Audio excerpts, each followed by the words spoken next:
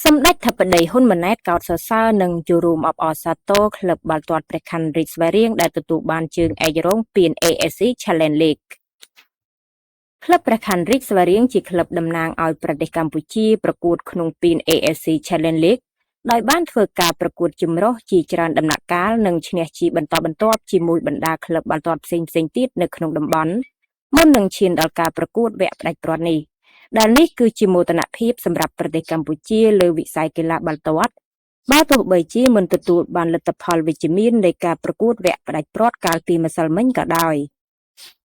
ជាមួយគ្នានេះសម្ដេចធិបតីហ៊ុនម៉ាណែតក៏សូមថ្លែងអំណរគុណដល់គ្រប់កីឡាករគ្រូបង្វឹកក្រុមការងាររួមទាំងថ្នាក់ដឹកនាំរបស់ក្លឹបព្រះខ័នរាជស្វាយរៀងទោះបីជាមិនអាចក្លាយជាជើងឯកក្នុងពាន AFC Challenge League ប៉ុន្តែទាំងកីឡាករគ្រូបង្វឹកក្រុមការងាររួមទាំងថ្នាក់ដឹកនាំបានខិតខំអស់ពីកម្លាំងកាយចិត្តក្នុងការប្រកួតប្រជែងរហូតដល់ទីបញ្ចប់ហើយការចាញ់ឬឈ្នះគឺជារឿងធម្មតានៅក្នុងការប្រកួតកីឡាបន្ថែមពីនេះសម្ដេចធិបតីក៏សូមថ្លែងអំណរគុណដល់អ្នកគាំទ្ររួមទាំងប្រជាពលរដ្ឋទាំងអស់ដែលបានចូលរួមគាំទ្រយ៉ាងពេញទំហឹងបូករួមទាំងអ្នកដែលបានទៅចូលរួមគាំទ្រដល់ទីតាំងប្រកួតចំនួន 51,610 នាក់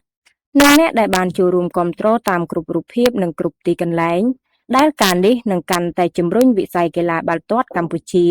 ឲ្យកាន់តែរីកចម្រើនបន្ថែមទៀតដោយប្រកាន់ខ្ពស់លើសីលធម៌និងគុណធម៌នៃស្មារតីកីឡាយ៉ាងខ្ជាប់ខ្ជួន។